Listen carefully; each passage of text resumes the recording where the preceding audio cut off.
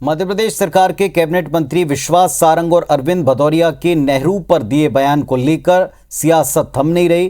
कांग्रेस ने press conference कर दावा किया कि 15 अगस्त 1947 को पंडित नेहरू ने कोई भाषण नहीं दिया, बल्कि 15 अगस्त 1948 को भाषण दिया है।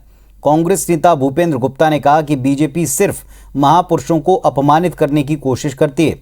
उन्होंने कहा कि अटल बिहारी वाजपेयी ने जो भाषण दिया उसे अगर बीजेपी नेता सुन लेते तो ऐसे बेतुके बयान नहीं देते। कांग्रेस ने इस दौरान नेहरू के भाषण को सुनवाया जो उन्होंने 15 अगस्त 1951 को दिया था। 1947 में लाल किले की प्राचीर से पंडित जवाहरलाल नेहरू ने भाषण ही नहीं दिया।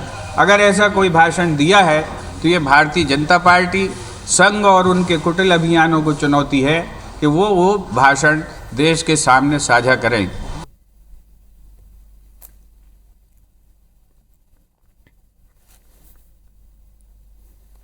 और इस वक्त इस विषय पर चर्चा करने के लिए भूपेंद्र गुप्ता कांग्रेस पार्टी से और पंकज चतुर्वेदी जी भारतीय जनता पार्टी से जुड़ गए हैं। दोनों को नमस्कार। भूपेंद्र गुप्ता साहब, जो आपके द्वारा ये कहा गया कि भाषण उस तारीख में दिया ही नहीं गया, इस पूरे विवाद को कांग्रेस कैसे देखती है? नहीं, ये तो क्या है, एक प्रतिद्वंदिता है भारतीय जनता पार्टी के अंदर बुद्धिहीनता की, और उसमें इस तरह के बयान देकर ये डाइवर्ट करने की कोशिश करते हैं इश्यूज को। आज देश में महंगाई है, आज देश में जो है डीजल पेट्रोल लोग खरीद नहीं पा रहे, आज देश में भुखमरी है। कल्पना कीजिए कि मध्य प्रदेश की 7-7.5 करोड़ आबादी है, उसमें से 5 करोड़ से ज्यादा लोगों को जो है सरकार के ऊपर निर्भर रहना पड़ रहा है गेहूं चावल के लिए 10 रुपए के। ये सरकार कहाँ पर खड़ी हुई? इन बातों के जवाब ना देना पड़े तो इस तरह के मूर्खतापूर्ण बयान देते हैं कि जिन पर बहस जो है चलती रहे और इनसे कोई सवाल ना पूछे कि दवाई क्यों नहीं मिल रही, कि ऑक्सीजन क्यों नहीं मिल रही, कि बिस्तर क्यों नहीं मिल रहे, कि लाखों लोग क्यों मर रहे हैं।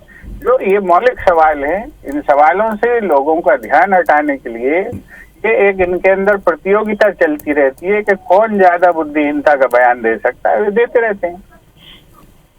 भारतीय जनता पार्टी से पंकज चतुर्वेदी जी, पंकज जी उत्तर देंगे इस बात का?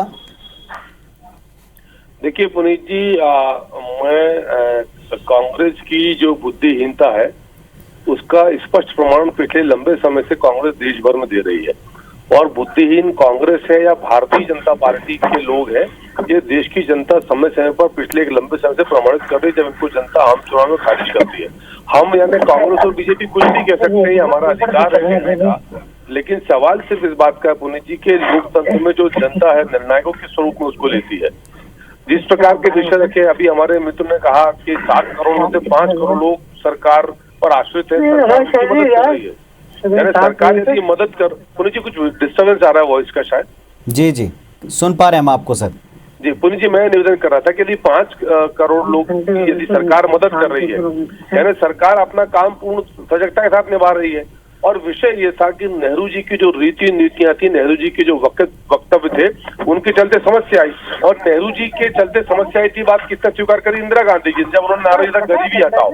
यानी नेहरू जी से लेकर इंदिरा जी तक के लंबे पीरियड में देश में गरीबी रही, विकास नहीं हुआ।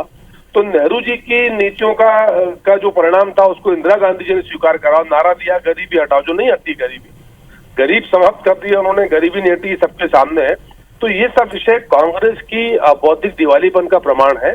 और पूरे देश में कांग्रेस एक ही कार्य कर रही है पिछले एक लंबे समय से, लगभग पिछले 1 दशक का यदि हम बात करें तो भारतीय जनता पार्टी के नेताओं को कोसना, उन पर आरोप लगाना। तो वो कांग्रेस अपना काम करते रहे, भारतीय जनता पार्टी अपना काम करे, जन सेवा का, राष्ट्र सेवा का, देश के विकास का, जन कल्याण का, और जनता उसका प्रतिसाद देती है।